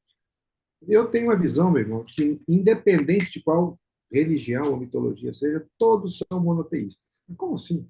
Se você pegar a mitologia grega, por exemplo, tem Zeus no panteão, depois tem Hera, tal, aquela coisa toda. Mas antes de Zeus tinha Cronos, que era Saturno, e antes de Cronos tinha Crono, que era a existência, que inclusive nenhum dos titãs ou deuses sequer tinha condições, ele ficava alheio a tudo, porque ele representava a existência. Se você pegar a mitologia nórdica, que tem Odin, acima de Odin tinha um pai de Odin, acima dele tinha Tinassis. Tinassis era literalmente o deus da existência, que era intangível, imortal e imbatível. Você pega lá, por exemplo, nos Vedas lá do Mahabharata, a mesma coisa. Vishnu tinha um deus acima dele que era imbatível. Você pega os corvos, a mesma coisa. Você pega os etruscos, a mesma coisa. Tinha deuses que, na verdade, você pega o próprio Ra, que era o Sol, acima dele tinha a existência, que dava um outro nome, que era literalmente aquele que criou o Ra para condenar aquela realidade que eles chamavam de universo, que era a Terra.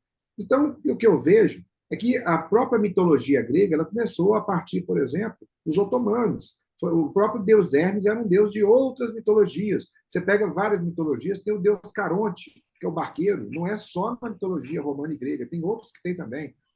Então, houve essa influência. O ser humano precisou de criar deidades para explicar os fenômenos, porque eles não sabiam explicar. Tá? Então, assim, literalmente, isso criou uma demanda de entidades. Afinal, eu tinha que pedir para alguém para fazer chover, eu tinha que pedir alguém para amanhecer.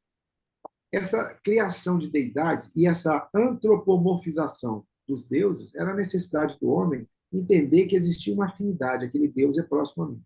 Mas à medida que o ser humano e a própria sociedade, o homem, foi criando inteligência, e à medida que foi evoluindo, no sentido de perceber que essa intimidade não era com o corpo físico, mas com o corpo espiritual, começou a se acreditar num Deus desprovido de carnalidade, né? Então, assim, começou a não ser necessário um Deus antropomorfizado, um Deus de barba. A apresentação física era uma forma, é um avatar, é uma forma de representar. E para nós, o maior avatar para aqueles que são cristãos, o maior avatar e personificação de Deus, imbativelmente, é Jesus Cristo. Ou seja, Deus pegou parte de sua essência para aqueles como nós acreditamos, quem acredita, e preencheu um corpo homem para que a humanidade o ouvisse. Agora, todas as outras crenças mitológicas davam formas humanoides aos deuses.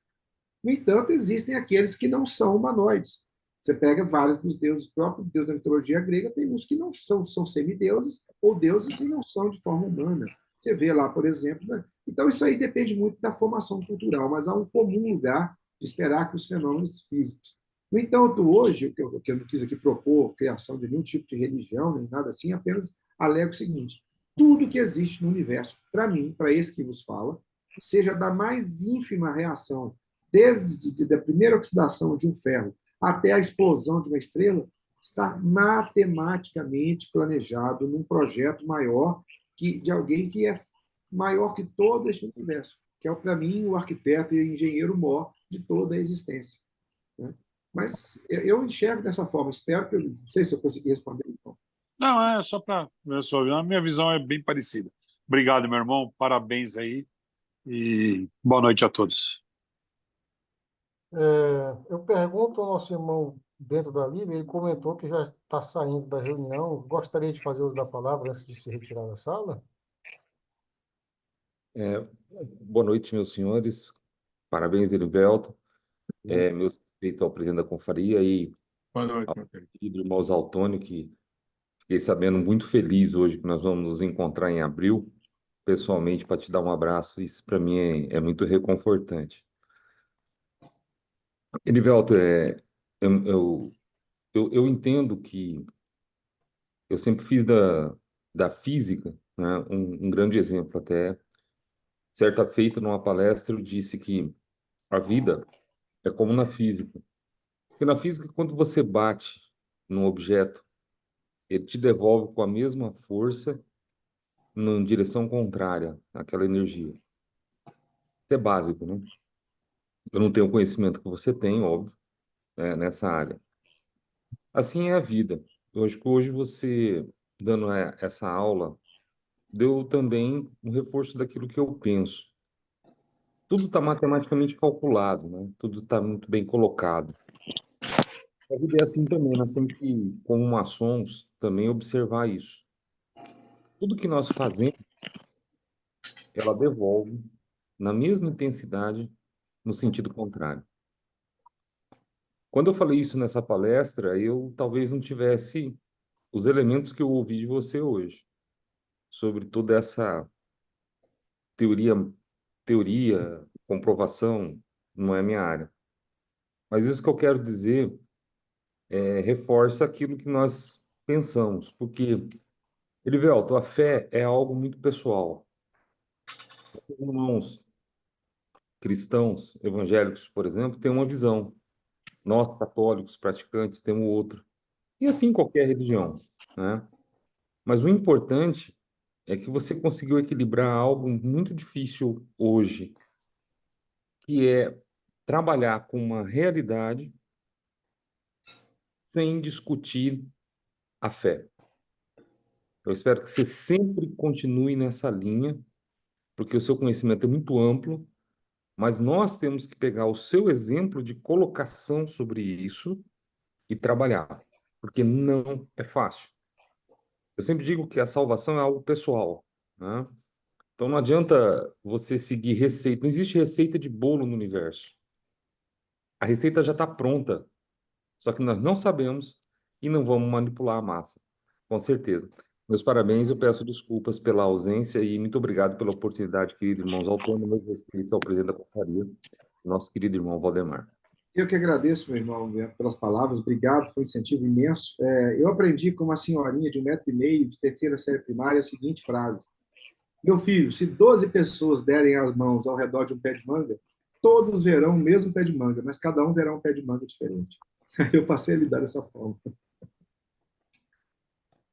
Muito grato pela presença. Informando que nós temos agora duas perguntas aqui no chat, então eu vou passar a palavra ao nosso irmão Joaquim, em seguida eu faço uma das perguntas. Obrigado, irmãos Antônio. Primeiramente, eu nem tenho pergunta a fazer, porque eu acho que a palestra é brilhante. O próprio irmão Michael colocou para fazer pergunta, a gente tem que assisti-la mais vezes para poder realmente degustar melhor todo esse conhecimento. Mas eu queria colocar aqui a minha felicidade em ver o palestrante. E a fé da gente realmente é muito forte. Muitas vezes, Deus coloca algumas trevas na nossa cabeça, na nossa mente. E talvez a treva mais complicada que tem é essa treva da mente. E ela, muitas vezes, se chama depressão. E a gente, com fé e acreditando que o grande arquiteto do universo tem coisas muito melhores para nós, a gente consegue ressurgir disso. E como é bom que o nosso grande arquiteto do universo, pela fé que o nosso querido irmão Erivelto tem, tirou as trevas da mente dele e ele voltou com essa mente brilhante a brilhar enormemente. Meu irmão, é uma alegria imensa vê-lo novamente em ação. Isso, eu acho que todos nós aqui temos uma alegria muito grande em te ver novamente, botando tudo que esse Google Man nos ensinou e tem a possibilidade de vir a nos ensinar ainda. Muita gratidão e muito obrigado por estar aí na nossa vida novamente. Tá? Era isso que continha. Muito grato. A pergunta do nosso irmão Pacheco. De onde surgiu a absurda teoria da Terra plana? Olha, para ser sincero com você, os estudos que foram feitos por vários historiadores, nem são cientistas, não, é de que isso surgiu de uma piada na França no século século 8 ou 9, que alguém comentou que alguém ia navegando, não, perdão, no século 12 ou 13, que quando começaram as navegações francesas, brincavam que os navios franceses estavam sendo atacados por piratas, pareciam que eles estavam caminhando e caindo na borda do mundo, como se a Terra fosse plana. E num pasquim francês saiu esse desenho. E alguém pega aquilo ali e postula uma teoria tão mais absurda que para a Terra ser plana tinha que ter uma cúpula de cristal, um sol amarrado. Gente, literalmente, muito mais complicado que simplesmente uma massa de planeta. E, neste caso especificamente, começou de uma piada que alguém levou a sério nos dias de hoje, que é pior ainda. Hoje a internet permite tudo, né? Se não fosse a internet, as teorias nem cresciam. Nesse aspecto especificamente, há um pesquisador, né? Esqueci o nome agora, Aristóteles, que provou que a Terra era redonda antes de Cristo. Ele fez lá pela sombra do Sol, ele calculou na época pelas distâncias das cidades que a Terra teria uma circunferência de 40 mil quilômetros. A precisão é absurda em função da distância que ele mediu. Desde aquela época da Grécia já se sabia da circunnavegação. Os primeiros povos a chegarem aqui nas Américas jamais foram os espanhóis ou portugueses, foram os vikings. Eles chegaram aqui, só que eles não queriam colonizar nada. Eles chegavam aqui, pegavam se tinha para conquistar, se não tinha. Se chegaram ali na Amazônia para conquistar os índios, né? O Bahia, o Bafoi, o que quer que seja falado há pouco tempo, não foi, e literalmente ficou por isso mesmo. Agora, eles vinham aqui, tanto que tem restos de barcos vikings ao longo de toda a costa leste das Américas. Só que não conquistaram, não geraram nada, não chegaram, não pediram. Então, essa questão da Terra plana, por que alguém começou com isso de novo? Por que alguém voltou a citar essa situação? Eu não faço ideia. Mas isso começou inicialmente, oficialmente registrado, no século XIII ou XIV, se não me engano. Eu vou depois pesquisar com calma. Era uma piada de um pasquim, dizendo que os navios voltavam por causa disso. Muito grato, então. Eu vou passar agora a palavra ao nosso irmão Petronilo, em seguida eu faço a pergunta que está no chat, a segunda pergunta do nosso irmão Luciano. Obrigado, meu irmão. Boa noite, meus irmãos. Desculpa, eu cheguei um pouco atrasado, mas ainda deu para entender um bocado de coisa. O que o nosso irmão Elivelto apresentou bate exatamente com o que está escrito no livro A Gênese de Allan Kardec. E Allan Kardec, que ele recebeu aqui, ele tem justamente essa visão. É uma explicação científica do que está na Gênese bíblica. Que a Gênese bíblica abrange de uma maneira fantasiosa, né? Que foi escrito naquela época para pessoas analfabetas, ignorantes, né? Que não tinham conhecimento. Então, era a maneira mais fácil de se explicar. E, cientificamente, a geologia hoje está explicando cientificamente tudo isso. Quando há uma escavação, por exemplo, a gente chega numa falésia na beira do mar, a gente vê diversas camadas diferentes uma da outra. Mas por que aquelas camadas? Foram montadas nas escavações profundas, camadas diferentes. O nosso irmão perguntou aí sobre por que a teoria da Terra plana. Há lugares, por exemplo, na região dos Andes, que tem platôs completamente planos, planos, planos, planos, em cima de uma montanha muito alta e do lado abismos. Mas como, acredito? O movimento da água. Diz que terra coberta por água, quando a terra foi esfriando, a água também foi ficando líquida, né? O vapor foi ficando líquido e ficou muito tempo parado em certas regiões.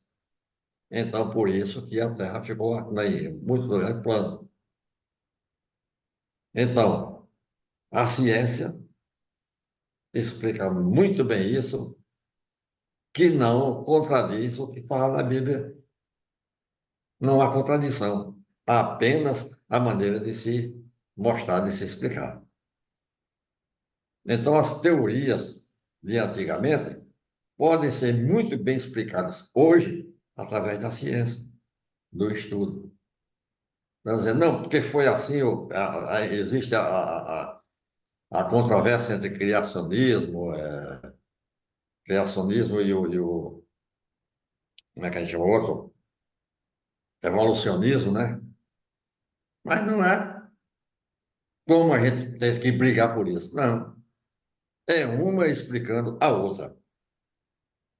Portanto, não há o que contestar. Se a Gênese bíblica diz uma coisa, a Gênese de Kardec, do Estudo Espírita, diz outra, se você for estudar, estão dizendo a mesma coisa, somente de maneira diferente.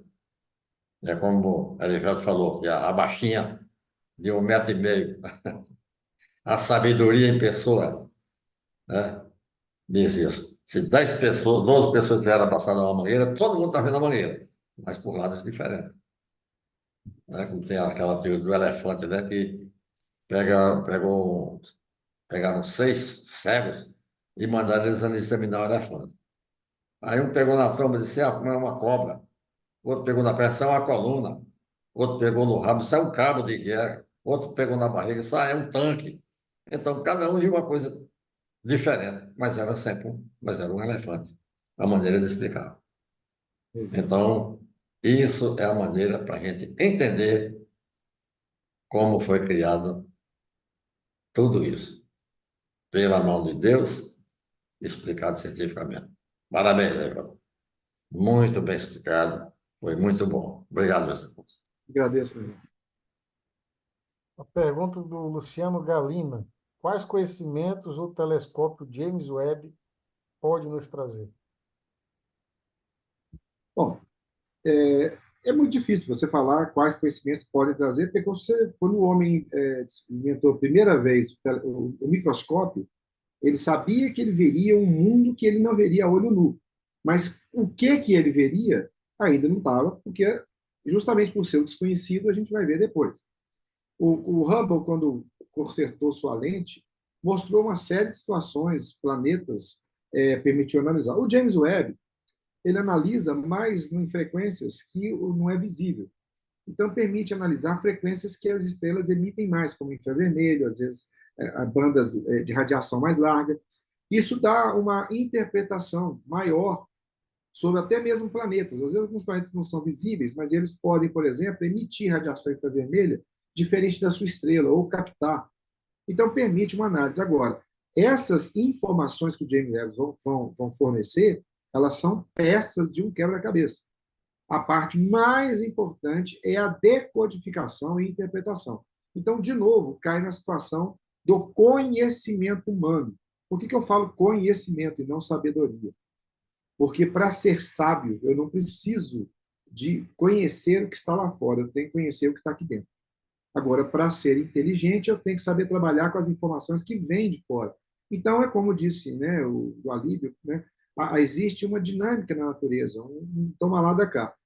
Se eu junto muita informação, mas não trabalho dentro de mim, eu mesmo, essa situação, é como se alguém comprasse uma biblioteca. Comprar a biblioteca não lhe dá o saber dessa. O James Webb vai fornecer dados para a gente. E esses dados são muito importantes porque podem ser comparados. Haja vista o que foi feito agora com relação àquela galáxia que supostamente tem 15 bilhões de anos, ser mais velha que o próprio universo. Então está sendo estudado o seguinte, a possibilidade de que, a esta distância, a própria percepção da radiação e do tempo e da forma como ela é captada pode estar sofrendo o que eles chamam de um desvio. Há uma suposição de que a percepção do tempo de desvio da luz pode ter sido contornada por uma grande massa de buraco negro. Então, a luz não veio direto até nós, ela fez uma grande curva. Consequentemente, deu a ela uma distância maior e projetou essa galáxia a uma distância maior do que seria. Se você enrolar um fio ao redor de um carretel várias vezes, o carretel tem 10 centímetros de diâmetro. Mas se você der 4 voltas neles, supostamente você vai ter quase 1 metro aí de fio. Então, existe toda essa especulação. Então, talvez o James Webb nos ensine mais sobre nós mesmos do que sobre a galáxia. A próxima pergunta do nosso irmão Júlio Hermes. Existe alguma prova dos fenícios no Brasil? Dos fenícios? Fenícios. Olha, se existe alguma prova e não foi registrada até hoje, ela já foi suplantada pelas minerações, que já minerou, arrancou tudo do lugar, já está vendendo minério, já deve estar lá na China. Porque os fenícios não são povos que viajavam em longas distâncias de barcos. Eles faziam as viagens principalmente na região do Mediterrâneo, no Mar Vermelho e também ali no Mar Cáspio. Eles não eram povos que tinham... as embarcações fenícias não eram propícias a enfrentar mar bravio. Eles eram tipicamente de transporte de carga estável, com movimentação de remadores, e não eram muito à vela. Então, acho muito difícil, a não ser que eles venham transportados em outros navios. Eu nunca soube, também não sou antropólogo, né, nem sou um arqueólogo. Né? Podia até pesquisar e olhar isso aí. Agora, dos vikings tem sim, já foi encontrado.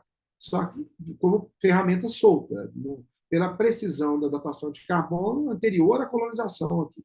Mas nunca foi algo que foi significativo, porque eles nunca procuraram, por exemplo, conhecer os maias, os astecas, que não são nem dessa época, eles vieram, inclusive, vieram em meandros anteriores à população, que é a população mais inca, a mais antiga que tem nas Américas são os incas, que gostavam de ficar naquela região do Peru, ou seja, temperatura mais baixa, pressão menor.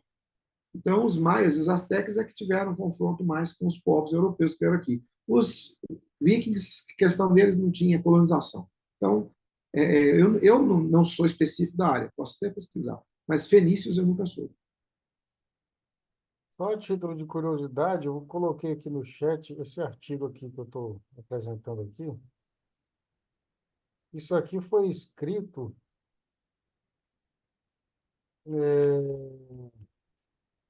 não estou bem lembrado agora quando que foi escrito, mas foi em 1870 aproximadamente. Por aí, né? E aqui é 1876, ó. Um estudo que uma pessoa fez, chamado Dom Henrique Onfroy de Thoron, a respeito da possibilidade de fenícios terem estado na Amazônia, em virtude do fato de que muitos dos rios da Amazônia, regiões da Amazônia, têm nomes que são originários da região lá da Fenícia e que também, de acordo com a teoria dele, existem palavras na Bíblia que são originárias do idioma Quechua. Então, é bem interessante você imaginar que uma palavra Quechua está na Bíblia, né? Sendo que naquela época não existia, em tese, comunicação entre os povos.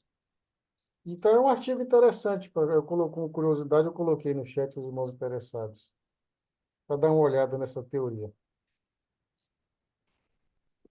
Eu não, como eu disse, não é, a arqueologia não é exatamente, não é uma das minhas especializações, eu nunca aprofundei, né? Não acho impossível, mas eu também nunca soube de destaque. Tem um outro fator que a gente tem que levar em conta, que também é possível, é que muitos dos povos que vieram para cá e trouxeram a linguagem árabe romana, que é aquela linguagem das letras que nós conhecemos, do alfabeto, né?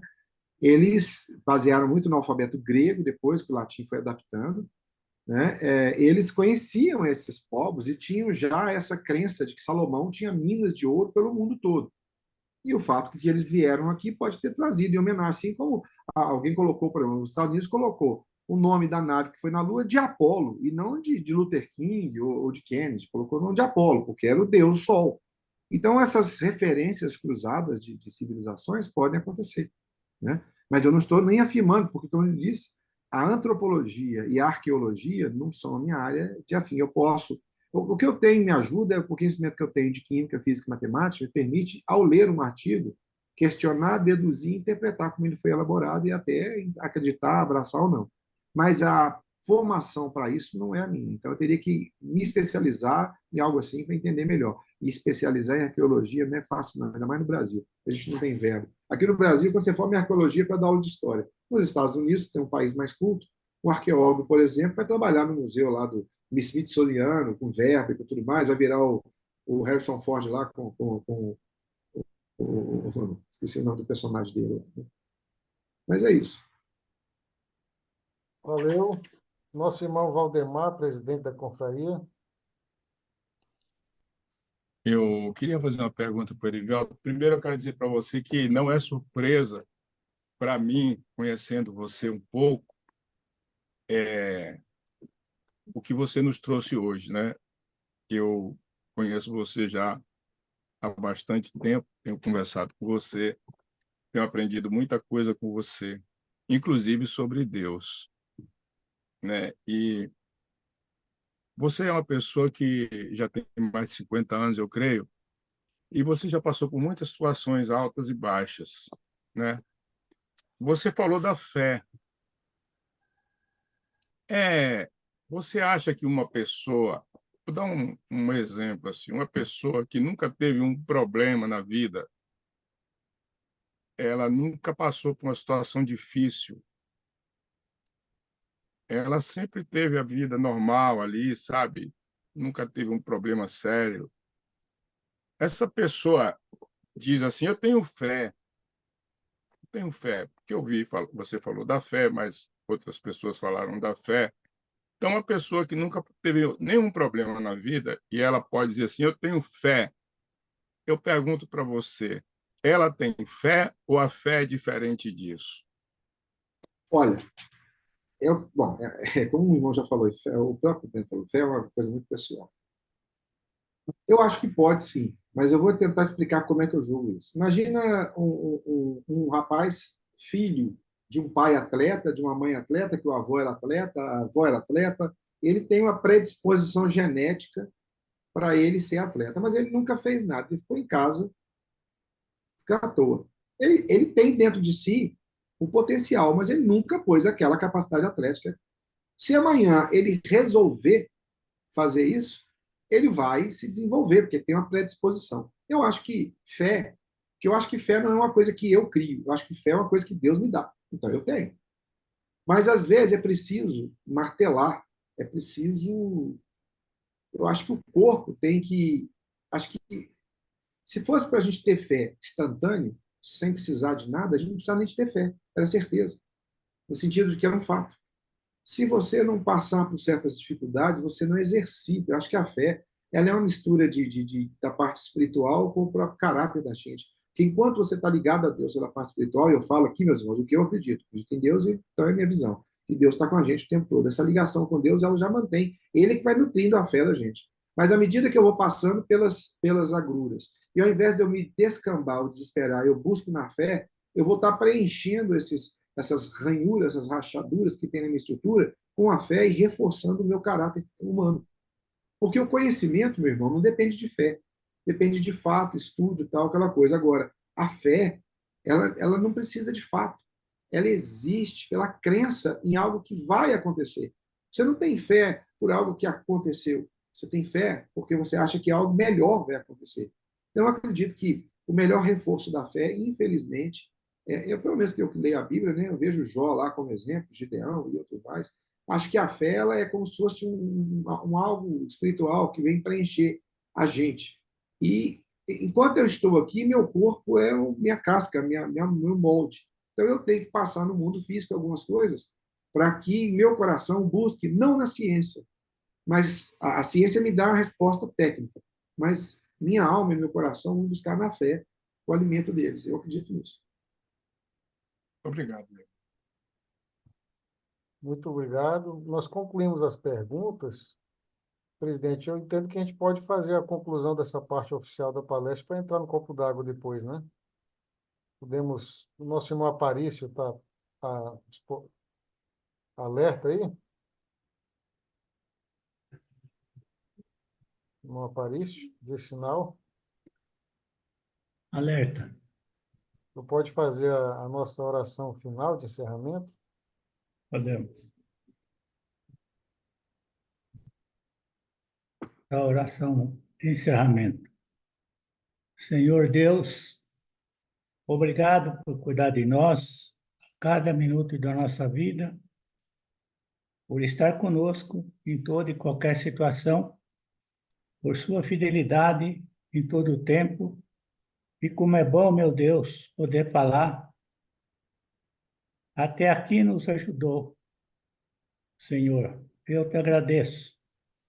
Trabalhar sim e trabalhar sempre, porquanto, se tudo quanto existe, agora de bom e belo, aos nossos planos na terra, é fruto do esforço de quem agiu e construiu o futuro. O reino de segurança e felicidade entre as criaturas tão somente surgirá por fruto de quem trabalha no presente, atendendo aos apelos de Cristo, para que, em nos amando uns aos outros, nos façamos obreiros fiéis e devotados no levantamento em um mundo melhor. Esteja sempre atento às más inspirações que chegam do invisível, sugestões que surgem na mente para praticar o mal ou para desistir de realizar o bem. Orar e vigiar a todo momento e manter o pensamento positivo com ideias benevolentes são mecanismos divinos de autoproteção eficaz. Recorra a Deus em prece para obter e sentir boas energias advindas de dimensões celestiais. Permita que as forças superiores penetrem no âmago da alma, conforte o coração e tranquilize a consciência com energia que fortalecem, que abrem a mente para agir no bem e estimulam fraternidade, honestidade e justiça. Caminhe na senda do Cristo sob a luz celestial. Não perca a fé. Confie na força e na inteligência do Criador, que por meio dos anjos da guarda, espírito de luz, influencia com amor e ampara fraternalmente de forma sublimar. Que Deus, na sua infinita bondade, lhe abençoe e proteja. Que assim seja. Que assim seja. Assim seja. Meus irmãos, eu aproveito para convidá-los para a nossa reunião amanhã da loja virtual Luz e Conhecimento. A partir desse ano, nós estamos realizando as reuniões aos domingos. Nós vamos dividir o calendário com a loja Lux in Tenebris, Luz e Conhecimento e lives maçônicas. Então, cada domingo, uma dessas organizações vai promover uma reunião. A começar pela manhã, dia 14 de janeiro, horário às 19 horas de Brasília, a primeira palestra desse ano. Vai ser Diálogo sobre o Rito de Orcus, Sistema Americano, que será comigo e nosso irmão Sérgio Roberto Cavalcante, que está presente aqui também na nossa reunião de hoje. Então, fica aí o convite aos irmãos que participem conosco, para que nós possamos ter uma reunião amanhã bastante participativa, assim como nós estamos tendo essa de hoje.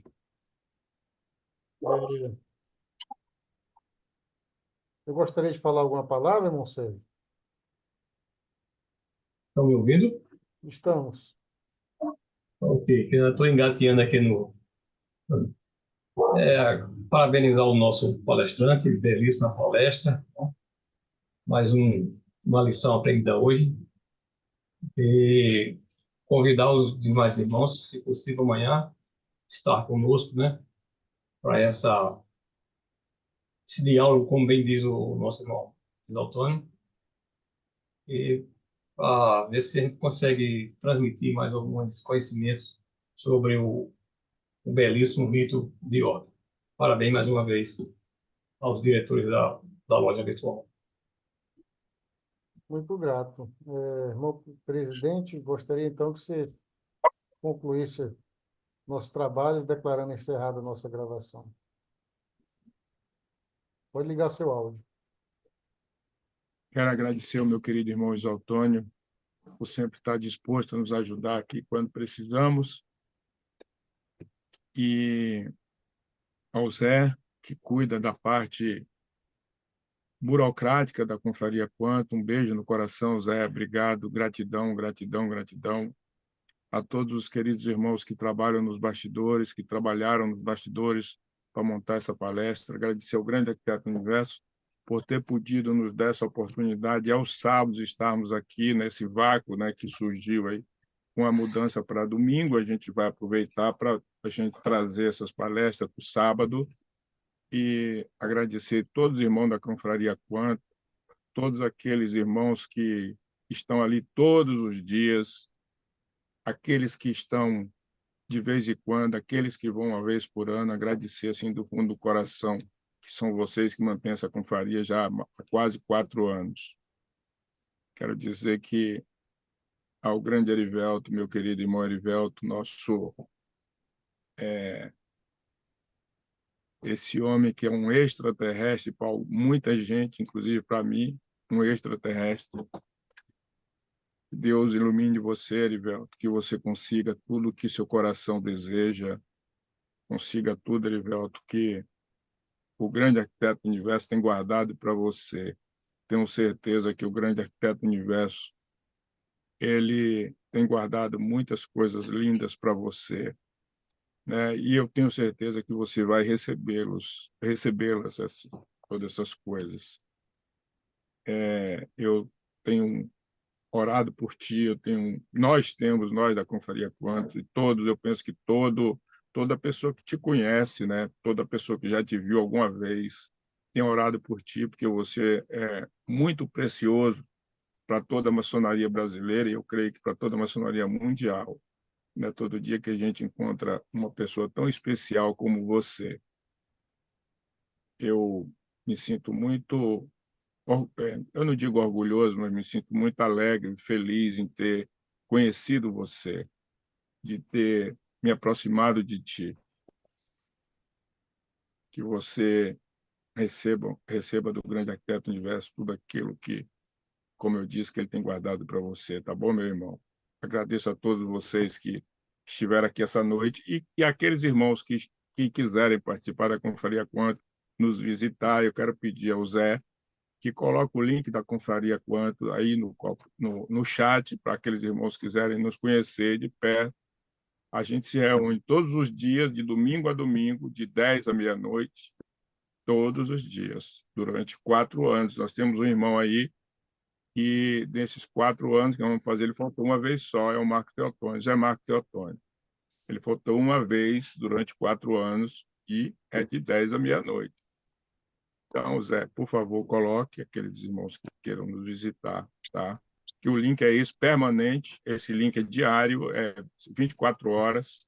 Você pode entrar a qualquer hora no link, não tem colocar senha, nada disso. E, Isaltônio, mais uma vez, quero agradecer a você.